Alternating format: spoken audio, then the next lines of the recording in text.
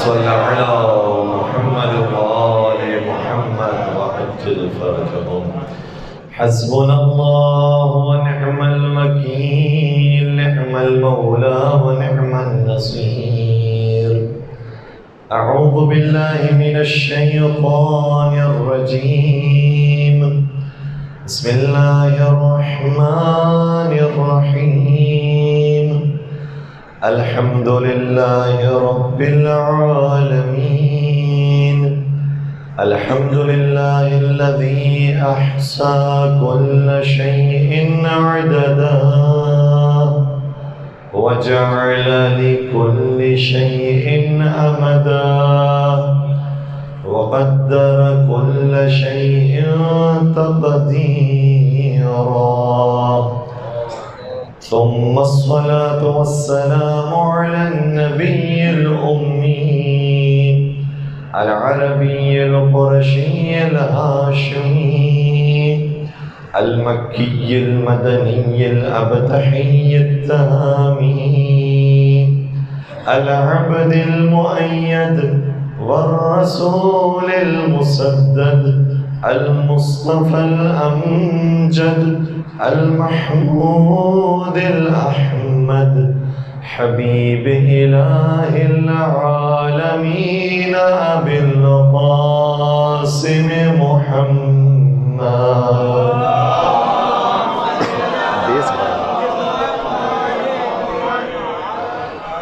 وعلى أهل بيته الطيبين الطاهرين المعصومين المظلومين الذين أذهب الله عنهم الرجس وطهرهم تطهيرا.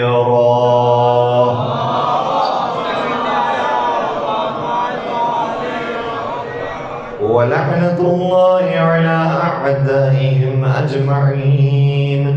أما بعد فقد قال الله تبارك وتعالى في محكم كتابه المجيد وفرقانه الحميد. بسم الله الرحمن الرحيم. رجال لا تلهيهم تجارة ولا بيع عن ذكر الله وإقام الصلاة وإيتاء الزكاة يخافون يوما تتقلب فيه القلوب والأبصار. درود پڑھیے جماعت.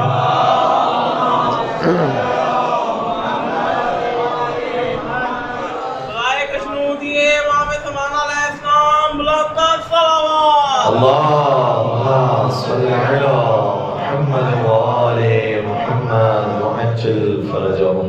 عزیزان گرامی قدر، آج کی ہماری پانچویں گفتگو ہے اور مسلسل جس آیت کریمہ کی تلاوت میں شرف حاصل کیا جا رہا ہے سورہ نور سورہ نمبر 24 آیت نمبر 37.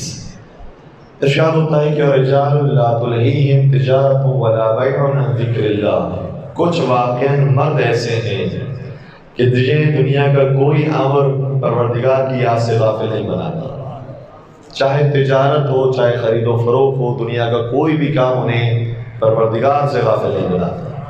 وَإِقَامِ الصَّلَاةِ وَإِيتَاءِ الزَّكَاةِ، اور نہ نمازوں سے غافل بناتا ہے اور نہ زکوٰۃ سے غافل بناتا ہے. يَخَافُونَ يَوْمًا تَتَقَلَّبُ فِيهِ الْقُلُوبُ وَالْأَبْصَارُ، اور یہ اس دن سے ڈرتے ہیں جس دن دلوں کو الٹ پلٹ کر دیا جائے گا، آنکھوں کو پھیر دیا جائے گا اور گویا نچوڑ کر بتایا جائے گا جو تم دنیا میں کرتے رہے ہو وہ کیا تھا. اس آیت کا جو پہلا ہی لفظ ہے، اگر ہم اس پہلے لفظ کو سمجھ گئے تو پوری آیت ہمارے لیے حل ہو جائے گی. وہ یہ ہے کہ یہ بعض مرد صفت لوگ ایسے ہیں جن کے اندر مردانگی پائی جاتی ہے، واقعی ان کی شخصیت بنی ہوئی ہے، ان کا ضمیر زندہ ہے، ان کی غیرت زندہ ہے، انہیں کہا جاتا ہے یہ واقعی مرد ہے. کل کی گفتگو میں ہم نے چند باتیں آپ کی خیر بیان کرنے کی کوشش کی تھی کہ اگر ہم اپنے بچوں کی اس طرح سے تربیت کریں تو انشاءاللہ وہ ایسے مرد بن سکیں گے کہ جو زمانے کے امام کے لشکر کا سپاہی ہو سکیں. اس میں سے جو 3 باتیں تھیں میں خلاصتاً دوبارہ بھی خدمت کر رہا ہوں. پہلی چیز یہ ہے کہ اپنے بچوں کو آزاد چھوڑ دیجئے، اسے جو کھیلنا ہے کھیلنے دیجئے. بلکہ امام نے بیان فرمایا ہے کہ مستحب ہے کہ وہ 7 سال تک کھیلے، اسے کھیلنے دیجیے. جس طریقے سے ہمارے لیے نمازیں مستحب ہیں، عزاداری مستحب ہے، اسی طریقے سے اس کے لیے کھیلنا مستحب ہے، اس کو کھیلنے دیجیے. اور نبی اکرم حضرت محمد مصطفیٰ صلی اللہ علیہ وآلہ وسلم ایک مرتبہ در سیدہ کائنات پر تشریف لے جاتے ہیں، اپنی بیٹی سے ملاقات کرتے ہیں. بیٹی کسی کام سے گھر سے باہر تشریف لے جاتی ہیں اور امام حسن امام حسین کو اپنے بابا کے پاس چھوڑ دیتی ہیں.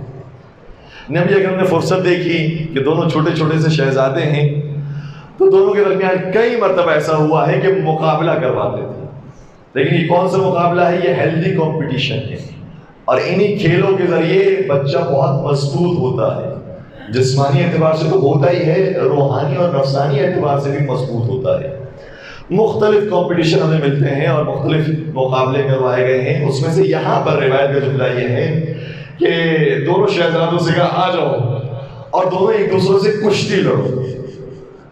اب یہ وہ زمانہ تو نہیں ہے کہ جو ہمارا زمانہ ہوگا جس کے اندر عجیب و غریب گیمز ہیں. پرانے زمانے میں گیمز بھی اتنی تندرست ہوا کرتی تھی کہ ہر گیم کا کوئی نہ کوئی فائدہ ہوتا ہے. سوئمنگ کا ہو اور ہارس رائڈنگ کا ہو، اسب سواری کا ہو، اسی طریقے سے جو اسلحے چلانے کا ہو، یہ ساری کی چیزوں کا کوئی نہ کوئی مقصد ہوتا تھا. آج بچے موبائل کے اندر جو مصروف ہو گئے ہیں تو موبائل ہی کو پوری دنیا سمجھ بیٹھے ہیں، اور میں موبائل کی جو لت پڑی ہے اس کے بڑے نقصانات ہیں. انشاءاللہ موقع ملے تو تفصیل سے عرض کروں گا.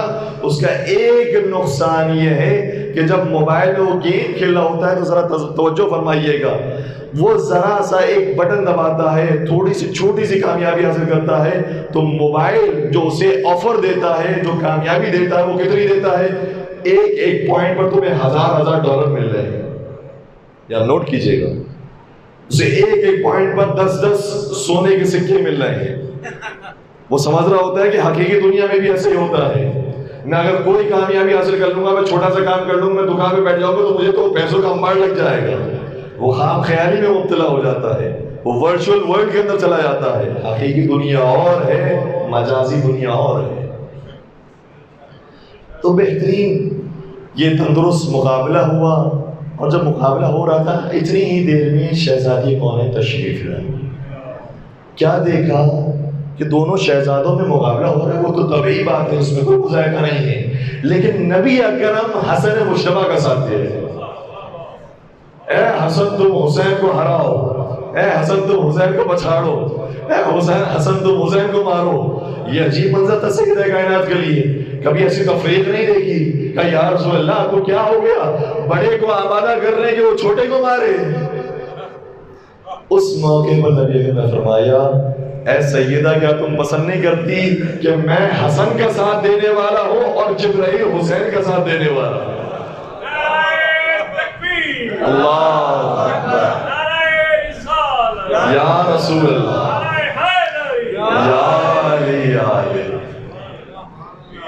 ابو طالب کی اولادوں کا بچپن اور ہوتا ہے.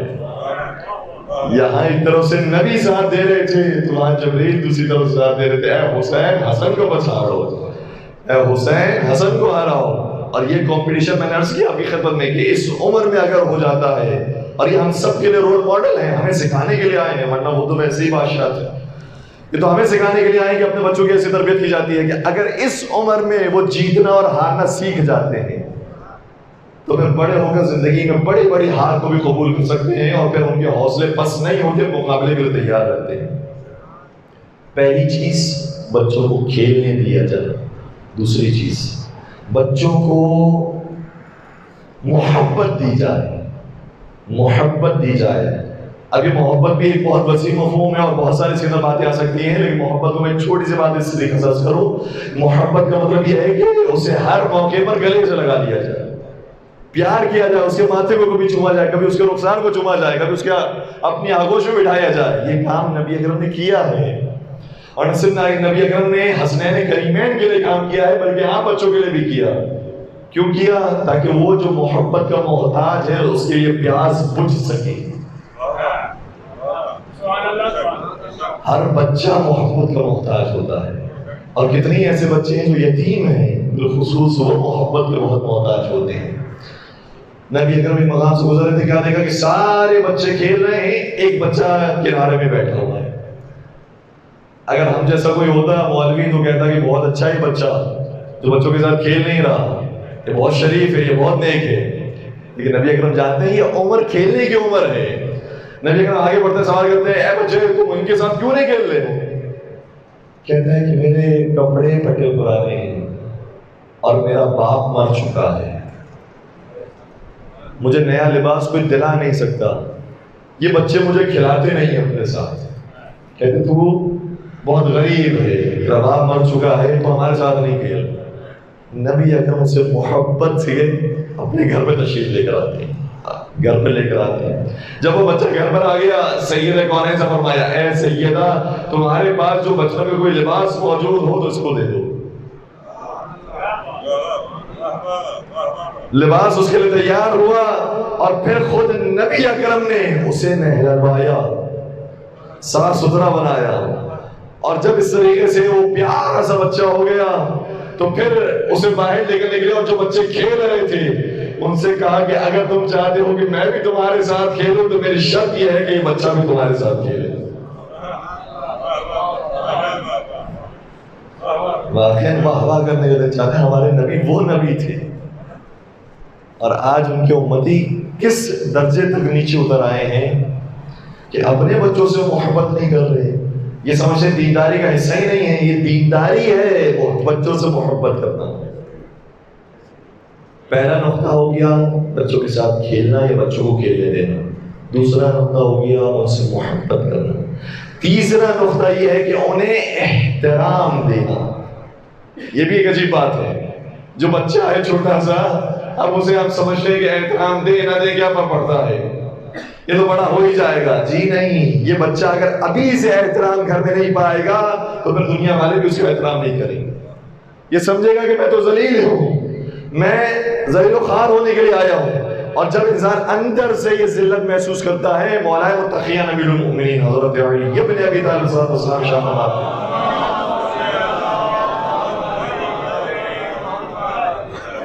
کیا خوبصورت جملہ ہے جو مولانا شاہ فرمایا، من ہانت علیہ نفسہ فلا ترج خیرہ، یاد رکھو جو شخص اپنے اندر سے ذلیل اور رسوا ہو جاتا ہے پھر وہ بڑے ہو کر کوئی نیک کام بھی انجام نہیں دیتا، کہے گا میں تو ویسے ہی ذلیل ہوں اور گناہ پہ گناہ کروں، کیا فرق پڑتا ہے، کبھی وہ نیکیوں کی امید اس سے نہیں رکھتا۔ جو بچپن میں احترام پاتا ہے، بچپن میں اس کی شخصیت بن جاتی ہے، بچپن میں اسے ایک مقام دیا جاتا ہے، وہ کہتا ہے نہیں میں گناہ نہیں کروں گا، میں گناہ سے اپنے آپ کو آلودہ نہیں کروں گا، میں دنیا پرست نہیں بنوں گا، میں شہوت پرست نہیں بنوں گا، اس کا ایک احترام ہو جاتا ہے۔ اور اسی کے مقابلے پھر مولا متقیان امیر المؤمنین حضرت علی ابن ابی طالب علیہ السلام فرماتے ہیں، اور یہ نہج البلاغہ کا جملہ ہے، جو نوجوان سرچ کرنا چاہیں اس جملے کو سرچ کیجئے گا، من کرمت علیہ نفسہ، جو اندر سے اپنے آپ کو محترم سمجھتا ہے کہ میں بھی کوئی مقام رکھتا ہوں، میرا بھی دوسروں کی نگاہ میں کوئی احترام ہے، جس کا احترام دوسروں کی نگاہ میں ہوتا ہے، حانت علیہ شہواتہ، تو گناہ اس کی نگاہ میں پس ہو جاتے ہیں، وہ گناہ کی طرف کبھی نہیں جاتا، کہتا ہے میں بڑا آدمی ہوں، گناہ کر کے میں اپنے آپ کو آلودہ کیوں کروں۔ اور یہ جملے وہ ہیں جو حضرت ابو طالب علیہ السلام نے ارشاد فرمائے ہیں۔ اللہم صلی علی محمد یا تکبیر، اللہ اکبر،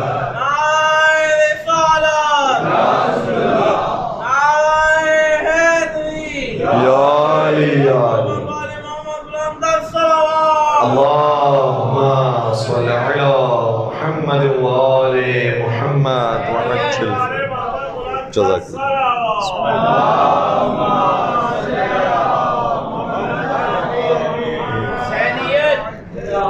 یزیدیت اہل بیت کے دشمنوں پر لعنت بے شمار، محمد وآل محمد بلند سے بلند تر صلوات، اللهم صل على محمد وآل محمد وعجل فرجہ، پروردگار آپ سب کو صحت و سلامتی عطا فرمائے۔ ماشاءاللہ آپ جو حوصلے بلند کرتے ہیں اس کے بعد مزید ہمیں انرجی ملتی ہے کہ مزید آپ کی کام مطالب کو بیان کر سکیں۔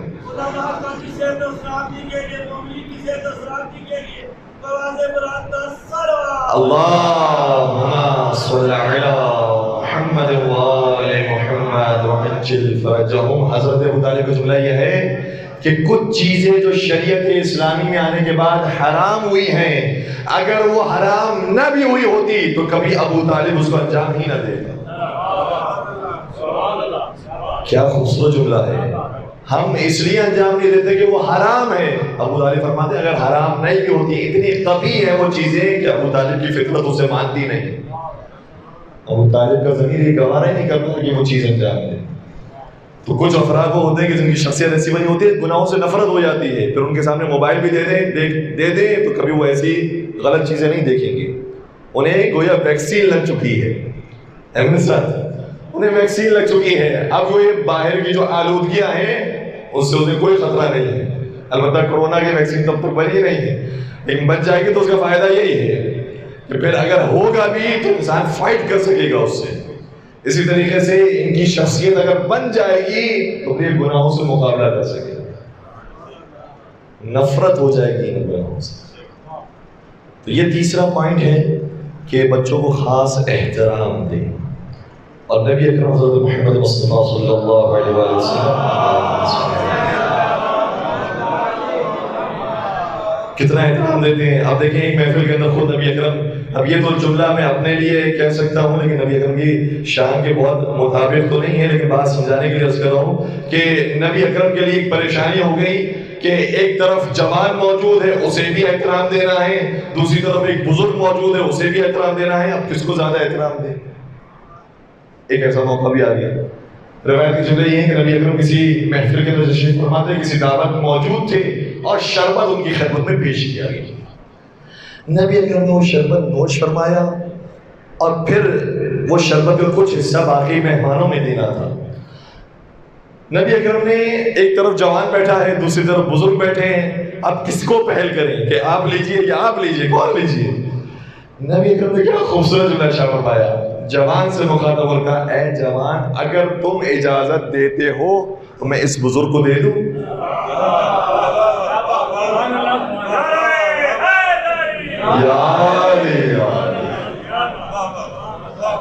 لیکن جوان بھی ہم جیسا ہی کوئی ہوگا کہنے لگا یا رسول اللہ نہیں میں اجازت نہیں دیتا. اور پھر نبی اکرم نے اپنے جملے کی جو سچ جملہ کہا ہے، کوئی تعارف کے ساتھ نہیں، کوئی تکلفانہ جملہ نہیں ہے، اس لیے باقاعدہ جب جوان نے کہا کہ میں اجازت نہیں دیتا تو نبی اکرم نے وہ شرط اس کے حوالے کر. لیکن یہ ہمیں طریقہ بتا دیا کہ دیکھو ایسے مشکل حالات کے اندر کس طریقے سے نکلا جاتا ہے، کیسے احترام کا خیال رکھا جاتا ہے، ہر ایک کو ساتھ لے کر چلا جاتا ہے. اگر آپ اجازت دیں تو میں ان کے حوالے کر دوں. اور اسی طریقے سے ہمیں چھٹے سرکار حضرت امام جعفر صادق علیہ السلام کی زندگی میں یہی احترام نظر آتا ہے کہ بچوں کو بطور خاص احترام دیا جائے، انہیں شخصیت دی جائے. امام ابو حنیفہ اعتراض کرنے کے لیے چلے امام کی خدمت میں، کہنے لگے کہ آپ کے بیٹے کو میں نے نماز پڑھتا ہوا دیکھا ہے. ظاہراً یہ مسجد کوفہ کا واقعہ ہونا چاہیے. مسجد کوفہ میں آپ کے بیٹے نماز پڑھ رہے تھے، ساتھ سرکار یعنی امام نماز پڑھ رہے تھے. کہا کہ وہ نماز جہاں پر پڑھ رہے تھے لوگ آنا جانا کر رہے ہیں. اور آپ جانتے ہیں کہ برادران اہل سنت کے یہاں ان کی فقہ میں ایسا ہے کہ اگر سامنے سے کوئی شخص گزر جائے تو نماز باطل ہو جاتی ہے. جب انہوں نے کہا کہ ایسی جگہ پر نماز پڑھ رہے تھے جہاں پر نماز باطل ہو جاتی ہے کیونکہ بہرحال خانہ خدا اور انسان کے درمیان کنیکشن ٹوٹ جاتا ہے. اب یہ بھی عجیب بات ہے، میں کہنے میں مجبور ہو رہا ہوں کہ وہ جو جماعت کے اندر تو کوئی کنیکشن نہیں رکھتے ہیں، ان کا فرادہ میں کنیکشن ٹوٹ جاتا ہے. لیکن بہرحال جو جن کی فقہ ہے اس کے مطابق وہ چلتے ہیں. سامنے سے جو شخص گزر جائے اسے پڑھنے والے کی نماز باطل ہو جاتی ہے. کہا کہ اے امام صادق آپ کا بیٹا اس طریقے سے نماز پڑھا تھا کہ لوگ آنا جانا کر رہے ہیں اور وہ کسی کو منع نہیں کر رہے تھے. امام نے نہیں فرمایا میں اس کی وجہ بتاتا ہوں کہ کیوں میرا بیٹا یہ کام کر رہا تھا. نہیں فرمایا کہ میرے بیٹے کو بلاؤ وہی خود وجہ بتائے گا. یہ ہے بیٹے کو احترام دینا، یہ ہے بیٹے کو مقام دینا. جانتے ہیں کہ بیٹا ایسا جواب دے سکتا ہے جو باپ بھی دے سکتا ہے، خود بیٹا ہی کیوں نہ دے. لہذا امام کو جب بلایا گیا کہا کہ یہ اعتراض آپ پر کر رہے ہیں کہ آپ کی نماز ایسی تھی جس میں لوگ آنا جانا کر رہے تھے، نماز باطل ہو جاتی ہے. تو اس وقت امام موسیٰ کاظم علیہ السلام نے ارشاد فرمایا اے ابو حنیفہ کیا تم نے قرآن نہیں پڑھا؟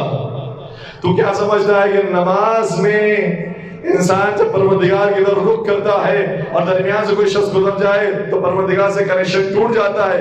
یاد رکھ پروردگار کسی اور مقام پر نہیں ہے، بلکہ قرآن یہ کہتا ہے نحن اقرب الیہ من حبل الورید، خدا ہماری شہرک سے زیادہ قریب ہے. مجھے کوئی ایسا انسان پتا جو میرے اور میرے شہرک کے درمیان سے گزر جائے.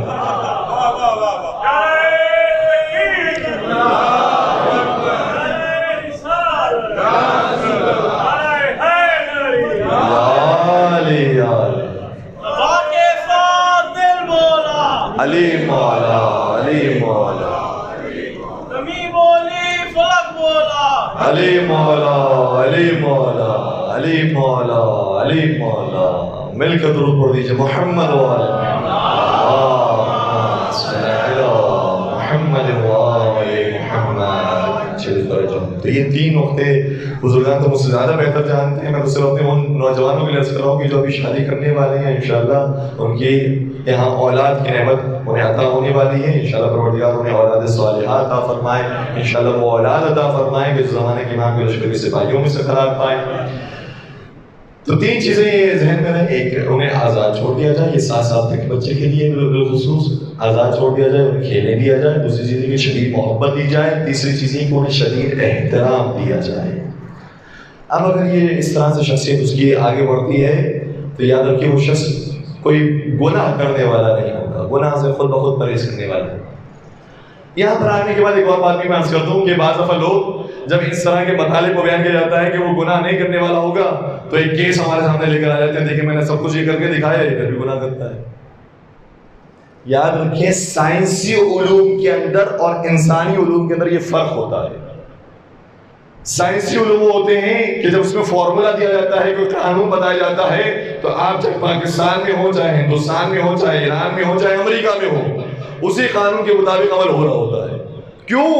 کیونکہ وہ چیز انسانی نہیں ہوتی، غیر انسانی ہوتی ہے. بہت توجہ رکھیے گا، مجھے نہیں معلوم ہے کتنی بات پہنچا پا رہا ہوں. فرض کیجیے ایک چھوٹی سی مثال دیتا ہوں. پانی بوائل ہوتا ہے کتنے درجے پر؟ 100 درجے پر ہوتا ہے، 100 پر ہوتا ہے. 100 سیلسیس پر پانی بوائل ہو جاتا ہے. چاہے پاکستان میں بوائل کیجیے، تھرمامیٹر لگا کے دیکھ لیجیے. تھرمامیٹر اپنے گھر والا نہیں لگائیے ورنہ پھٹ جائے گا. تو 100 درجے پر پانی بوائل ہوتا ہے، چاہے ہندوستان میں کریں، پاکستان میں کریں، افغانستان میں کریں، عراق میں کریں، ایران میں کریں، دنیا جہاں کسی کونے میں کریں، 100 درجے پر پانی بوائل ہو جاتا ہے. البتہ تحقیقات اور بھی مزید آگے بڑھی، اس کا اور بھی نظریات ہیں، لیکن یہاں تک ابھی بات نہیں کر رہا ہوں. لیکن یہ کیا بات ہے، کیوں ایسا ہو رہا ہے، یہ کیوں فارمولا دیا گیا؟ کیونکہ یہ غیر انسانی ہے. لیکن انسانی جتنے بھی فارمولے ہیں سب ٹوٹ سکتے ہیں. ایک بہترین آپ اسے زندگی دیں، ایک بہترین آپ اسے ماحول دیں، بچے کی بہترین تربیت کریں، پھر بھی ہو سکتا ہے کہ بچہ پیدا ہو تو حضرت نوح علیہ السلام کی نافرمان بیٹی کی طرح پیدا ہو جائے. کوئی کہہ تو نہیں سکتا کہ حضرت نوح علیہ السلام نے کوتاہی کی، حضرت آدم علیہ السلام کی نافرمان بیٹی کی طرح پیدا ہو جائے. کوئی یہ کہہ تو نہیں سکتا کہ حضرت آدم علیہ السلام نے کوئی کوتاہی کی ہے. حضرت یعقوب علیہ السلام کے 11 بیٹے بلکہ 12 بیٹے ہیں، 11 وہ تھے کہ جو حضرت یوسف علیہ السلام کو مارنا چاہتے تھے، کسی طریقے سے تکلیف پہنچانا چاہتے تھے، لیکن وہ سارے بیٹے اور ہیں، یوسف اور ہیں. تو میں تو انبیاء کی مثالیں دے رہا ہوں، ہماری آپ کی تو کوئی اوقات نہیں ہے. ہم اپنی طرف سے کوشش کر سکتے ہیں کہ وہ بہترین ماحول دے کہ انشاءاللہ وہ بڑا ہو تو امام زمانے کے لشکر میں سپاہی بنے. ہم بہترین ماحول دینے کی کوشش کر سکتے ہیں، اس کے علاوہ اور کچھ نہیں کر سکتے. اس لیے میں آپ کی خدمت میں عرض کروں کہ کبھی کبھار ایسا بھی ہوتا ہے کہ جب بچوں کو ایسا ماحول دیا جاتا ہے، بچہ بڑا ہوتا ہے تو کچھ چھوٹے موٹے وہ گناہ ہو سکتا ہے کہ کرے. بہرحال ہمیں اس پر توجہ دینی چاہیے، اسے کسی طریقے سے اچھے طریقے سے راہ راست پر لانا چاہیے. نبی اکرم حضرت محمد مصطفیٰ صلی اللہ علیہ وآلہ وسلم شاہ فرماتے ہیں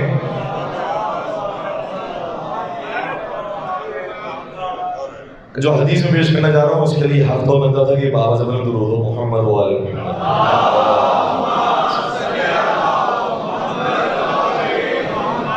بڑی عجیب حدیث ہے، لیکن چونکہ نبی اکرم کی حدیث ہماری کتاب میں موجود ہے، اس لیے مجھے معاف کیجیے گا، میں حدیث بیان کر رہا ہوں، انشاءاللہ اس کے صحیح ترجمے کو، صحیح مطلب کو آپ کی خدمت بیان کر سکوں۔ بڑی سخت حدیث ہے، بہت بیدار رہیے گا۔ جملے کیا ہیں؟ نبی اکرم شاہ فرماتے ہیں اربعۃ فی الذنب شر من الذنب، 4 چیزیں ایسی ہیں جو گناہ سے زیادہ بدتر ہوتی ہیں۔ ہے میرے ساتھ؟ گناہ سے زیادہ بدتر اور کیا چیز ہو سکتی ہے؟ لیکن نبی اکرم فرماتے ہیں جو گناہ سے بھی زیادہ بدتر ہے وہ یہ 4 چیزیں ہیں۔ میں آپ کی خدمت بیان کرنا چاہ رہا ہوں کہ جب بچہ بڑا ہوگا ہو سکتا ہے کہ گناہ کرے، لیکن یہ 4 چیزیں نہ کرنے والا ہو، یہ 4 چیزیں اس سے زیادہ خطرناک ہیں۔ کون سی 4 چیزیں ہیں؟ فرمایا الاستحقار والاصرار والاستبشار والافتخار۔ فرمائے 4 چیزیں ایسی ہیں کہ جو گناہ سے زیادہ قبیح ہیں۔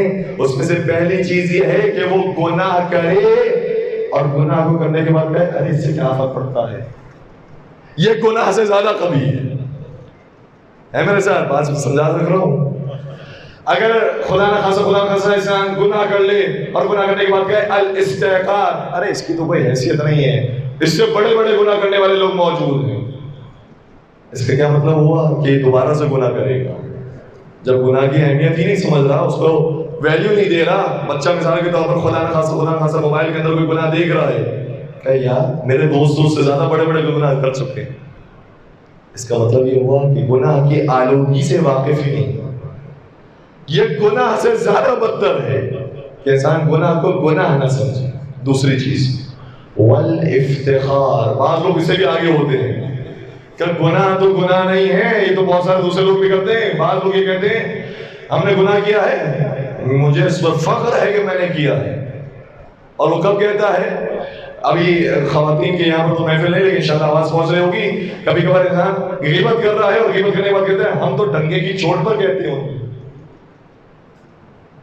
بھائی ویسے گناہ کر رہے ہو پھر کہتے ہو ڈنگے کی چوٹ پر کر کے دکھائیں گے۔ بعض ایسے بدماش لوگ ہوتے ہیں، غلط کام کیا ہے، کسی کو تکلیف پہنچائی، اذیت پہنچائی، مال چرا لیا، ارے ہم نے تو فلاں کو اتنا مارا تھا اور اس کا مال سارا چرانے لگا۔ یہ کیا ہے؟ صرف گناہ نہیں ہے، گناہ پر افتخار ہے میرے ساتھ؟ یہ گناہ سے زیادہ سختر ہے، زیادہ بدتر ہے۔ دوسری چیز، تیسری چیز والاستبشار، یہ اور خطرناک کہ نہ صرف یہ کہ یہ افتخار کرنے والے ہیں، اپنی ذات تک انہوں نے یہ افتخار محسوس کیا ہے، بلکہ جا کر دوسروں کو بھی بتاتے ہیں۔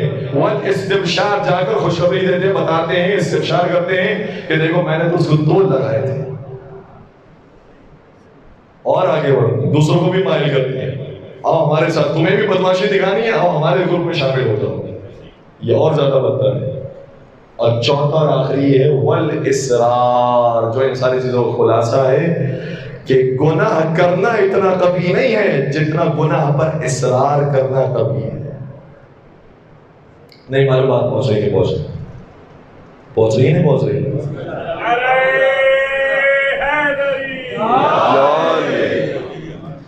یہ گناہ سے زیادہ بدتر ہے۔ ہمیں اپنے نوجوانوں کو اس طرح سے ٹرین کرنا ہے کہ جب یہ بڑے ہوں، خدا نہ خاصا انشاءاللہ ویسے تو کسی سے بھی کوئی گناہ نہ ہو، لیکن اگر گناہ ہو جائے تو کم از کم یہ 4 عادتیں ان کے اندر نہ ہوں۔ ورنہ اگر وہ جوان کے جس سے کوئی گناہ نہیں ہوتا، اس کا ڈائریکشن بالکل کلیئر ہے، پروردگار کا سچا بندہ ہے، روایت کے عجیب جملے ہیں کہ وہ ایک جوان جو صحیح طریقے سے اپنی زندگی گزارتا ہے وہ 99 صدیقین سے زیادہ افضل ہے۔ صدیقین کے مقام کو چھوٹا نہیں سمجھے گا، ایسا نہ ہو کہ آپ کسی اور طرف چلے جائیں اور کہیں کہ نہیں یہ تو کوئی مقام ہی نہیں ہوا۔ صدیقین کا مقام بہت بلند ہے، اور حقیقت میں صدیق اکبر مولا متقیان امیر المؤمنین حضرت علی بن ابی طالب صلی اللہ علیہ وسلم۔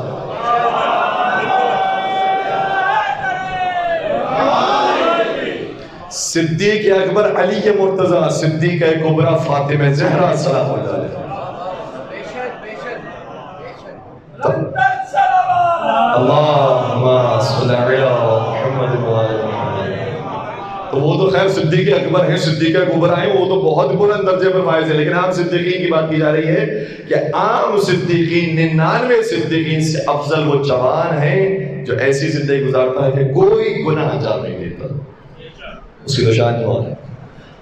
ایک شخص تھا تہران میں رہتا تھا اور بدماشوں میں سے شمار ہوتا تھا. میں وہ بات عرض کرنا چاہ رہا ہوں کہ دیکھیں گناہ ہو جائے لیکن انسان کی شخصیت ایسی بنی ہو کہ گناہ سے کم از کم نفرت کرنے والا ہو. مجھ سے غلطی ہو گئی، آئندہ یہ کرنے کی میں کوشش نہیں کروں گا. یہ جوان ایسا تھا جو بدماش تھا، بڑا اس کا نام تھا، لوگ اس سے کپواتے تھے اور فروٹ مارکیٹ کے اندر ایک فروٹ کی دکان تھی. لیکن ایک اس کی اچھی بات یہ تھی کہ واقعاً اندر سے مرد تھا، غیرت مند تھا. اگر کہیں اس کے ذہن کے مطابق کسی کے ساتھ کوئی زیادتی ہو رہی پہنچ جاتے ہیں وہاں پر لڑنے کے لیے. نہیں، اس کا حق دلاؤ اس میں، یہ غریب ہے، یہ اگر یتیم بچہ ہے، ہم اس کے پیچھے موجود ہیں. ایسی مردانگی اس میں دکھائی جاتی تھی. لیکن نماز روزہ کا کوئی خاص پابند نہیں تھا. جو ظاہری طور پر جو اعمال ہوتے ہیں بہرحال اسے بھی انجام دینا ضروری ہے، لیکن اسے وہ انجام نہیں دیتا تھا اندر سے. لیکن یہ اس کی فطرت میں چیز موجود تھی کہ کسی پر ظلم نہیں مجھے ہونے دے. کبھی کبھار ایسا ہوتا ہے کہ ایسا شخص کسی بہت غریب کو دیکھ لیتا ہے، غداگر کو دیکھ لیتا ہے، اور یہ کرتے بھی تھے. پوری مارکیٹ کا چکر لگاتے تھے، کہتے تھے یہ اتنا فقیر ہے، اس کے پاس گھر نہیں ہے، اس کے پاس لباس نہیں ہے، اس کی مدد کرو. چندہ جمع کرتا تھا پوری مارکیٹ سے، اور چندہ جتنا بھی جمع ہوتا تھا سب فقیر کے پاس لا کے رکھ دیتے. جاؤ تو اب اپنی اچھی زندگی گزارو، اور جتنا بچ جائے اسے صدقانے میں لگاؤ. یہ جو ایسا جوان مرد تھا ایک مرتبہ کسی مقام سے گزر رہا تھا تو گزرتے گزرتے کیا دیکھا کہ ایک سید زادہ ہے جو گھر سے باہر موجود ہے اور اس کا سارا سامان بھی گھر سے باہر ہے. رک گیا بھائی کہ سید صاحب آپ کے ساتھ کیا ہوا؟ کہ 3 مہینے ہو گئے، 4 مہینے ہو گئے، میں نے اپنے مالک مکان کا قرض اور اس کا جو کرایہ بنتا تھا وہ ادا نہیں کیا. اس نے کہا کہ اب آپ باہر نکلیں.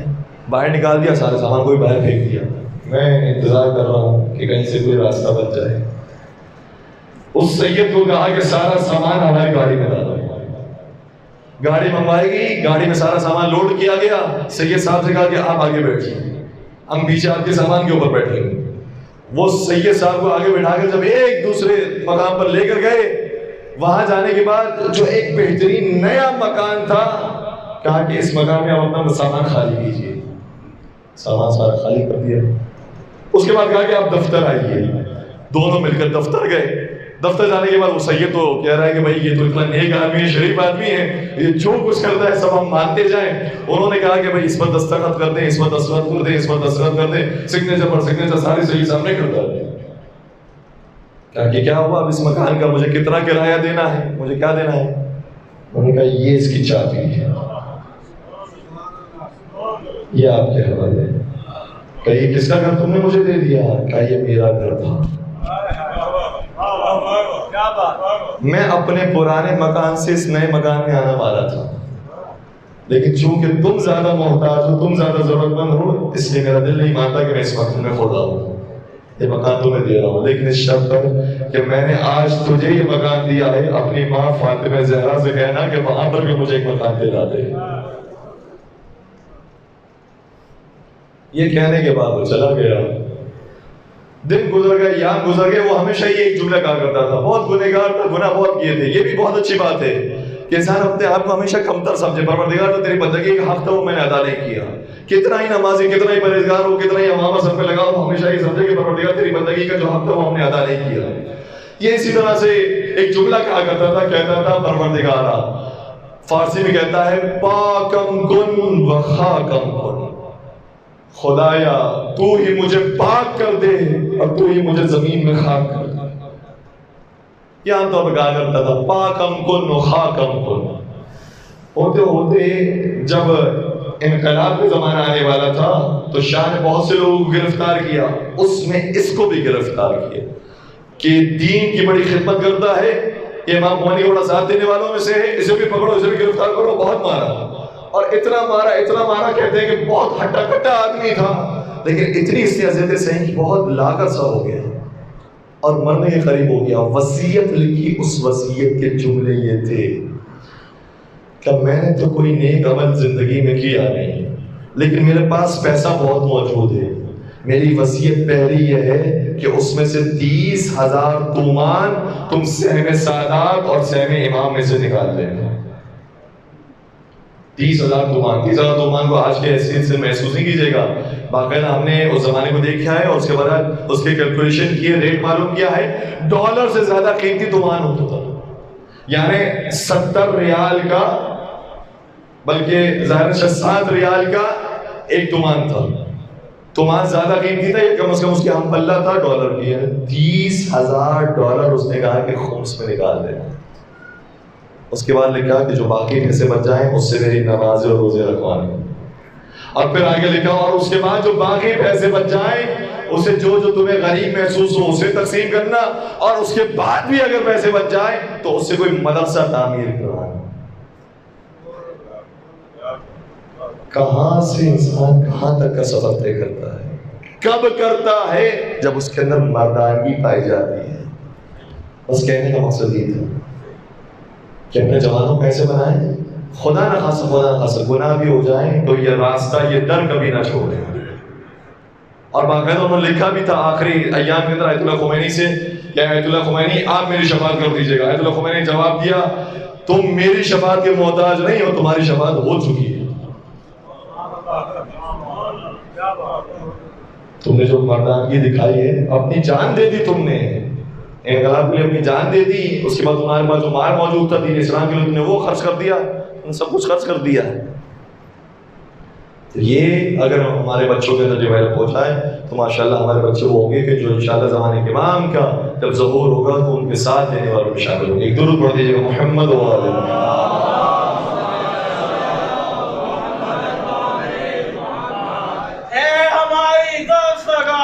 کربلا کربلا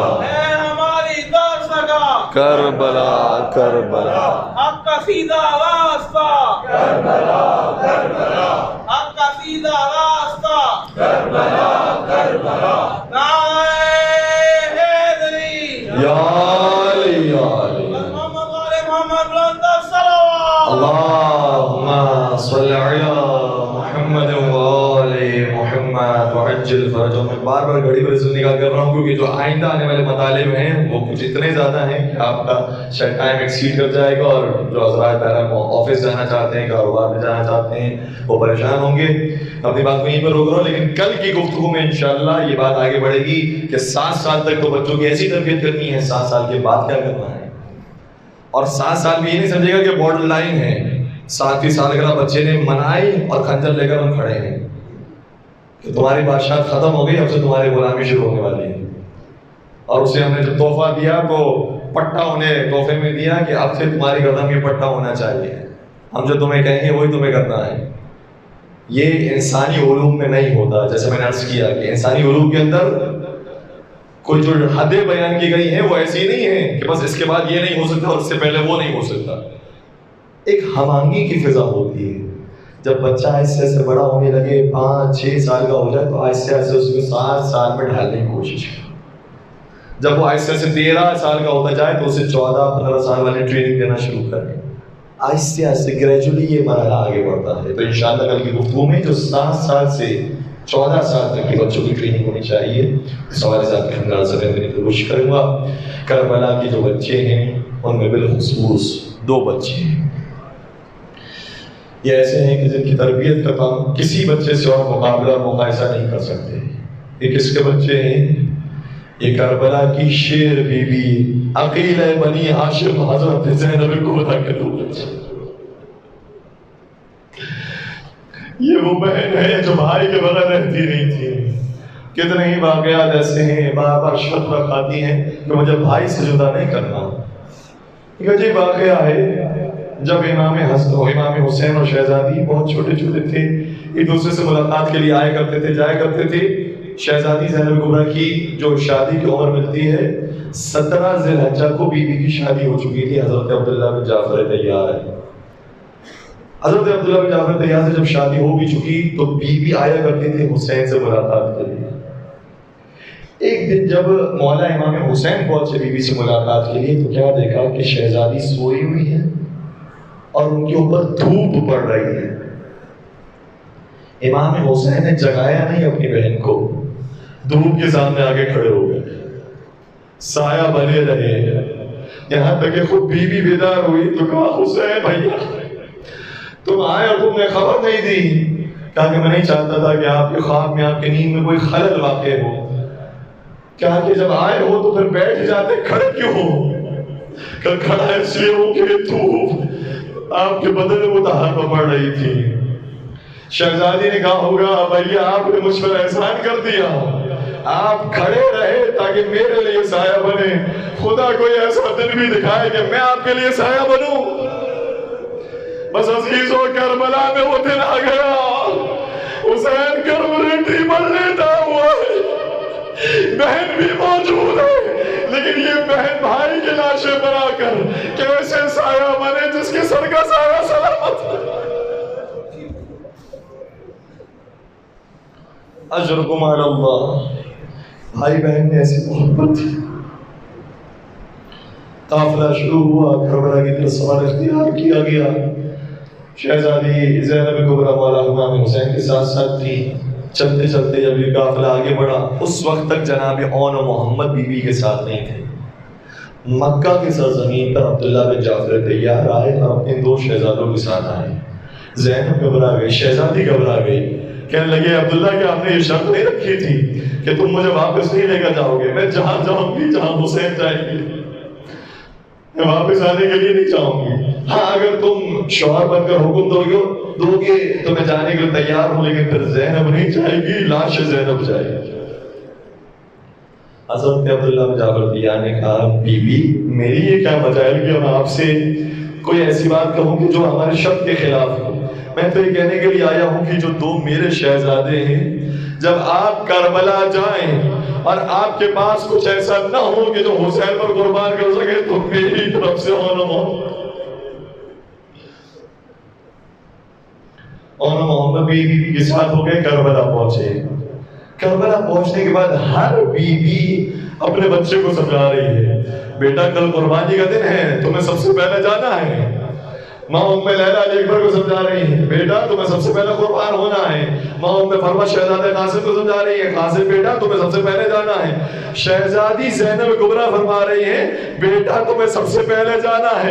کہیں ایسا نہ ہو کہ بھائی حسین کا بیٹا اکبر تم سے پہلے چلا جائے اور قیامت کے میدان میں اپنی ماں سے شرمندہ ہو جاؤں. ماں مجھ سے یہ کہیں تجھے اپنے بیٹے بہت پسند تھے, حسین کے بیٹے کا خیال نہیں آیا. بیٹا اکبر سے پہلے قربان ہونا ہے. بعض روایتوں کے مطابق یہ شہزادے بار بار آتے ہیں اپنے مولا کی خدمت میں, ماموں جان جانے کی اجازت دیجیے. عجیب بچے ہیں لیکن کہتے ہیں ماموں جان ہمیں بھی جانے کی اجازت دیجیے. بار بار مولا روک دیتے ہیں, منع فرماتے رہے یہاں تک کہ انصار کے لاشیں, اصحاب کے لاشیں آ گئے. بی بی زینب کبریٰ نے ایک مرتبہ کہا کہ بھیا حسین کو میرے خیمے میں لانا. مولا خیمے میں آئے. بی بی نے کہا بھیا تم یہ کہتے تھے کہ میں تم سے کوئی حاجت طلب کروں تو تم وہ حاجت پوری کرو گے. حسین نے کہا ہاں میرا بہت دل ہے کہ تم کوئی حاجت مانگو میں پوری کروں. کہا ایک حاجت ہے, حاجت یہ ہے کہ میرے بچوں کو اپنے اوپر قربان ہونے کی اجازت. مزدارو دونوں شہزادے مقدر کی طرف روانہ ہوئے. کسی نے کیا خوب منظر کشی کی, کہتا ہے زینب کے لال رنگ کی فضاؤں بچھا گئے, کچھ پل میں لشکروں کے قدم لڑکھڑا گئے. گھبرا کے شمر نے عمر سعد سے کہا حیدر کے ساتھ کیا جعفر طیار آ گئے. دونوں نے بہترین جہاد کیا اور جہاد کرتے کرتے ایک مرتبہ آواز دی یا مولا ادرکنی, مولا ہماری مدد کو آئیے. ایک طرف سے غازی عباس دوڑے, دوسری طرف سے مولا امام حسین پہنچے. دونوں کی لاشوں کو اٹھایا اور لاشوں کو اٹھانے کے بعد در خیمہ پر لے کر آئے. جملہ سن سکیں گے وہ بیوی جو ہر ایک کے لاشے کا استقبال کیا کرتی تھی. شہزادے قاسم کا لاشا آیا, استقبال کیا, اور شہزادے علی اکبر کا تو جب لاشا آیا تھا تو لاشا بعد میں آیا, بیوی پہلے لینے کے لیے پہنچ گئی. وہی بیوی جو ہمیشہ در خیمہ پر کھڑے رہ کر استقبال کیا کرتی تھی, لاشیں لا کر رکھے گئے, وہ بیوی نظر نہیں آتی.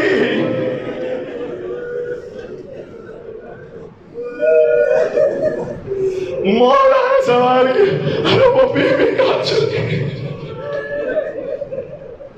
سنیں گے یہی سوال عبداللہ بن جعفر طیار نے شہزادی سے کیا تھا. شہزادی میں نے سنا ہے جب میرے گود کے بالوں کے لاشیں آئے آپ ان کا استعمال کرنے کے لیے گئی نہیں, کیوں نہیں گئی؟ جواب سنیں گے کیا فرمایا؟ دو جوابات ہیں. پہلا جواب خود بیوی نے فرمایا, کہا میں نہیں چاہتی تھی کہ حسین کے چہرے سے شرمندگی دیکھوں. دوسرا جواب یہ ہے جب بیوی کو تلاش کیا گیا کہ بیوی کہاں پر ہے تو کیا دیکھا؟ بیوی سجدہ معبود میں تھی.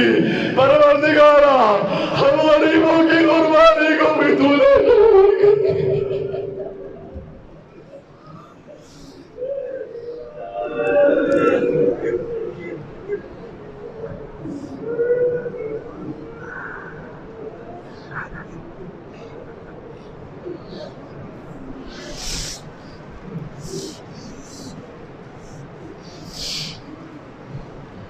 ألا ولعنة الله على القوم الظالمين وسيعلم الذين ظلموا أي منقلب ينقلبون.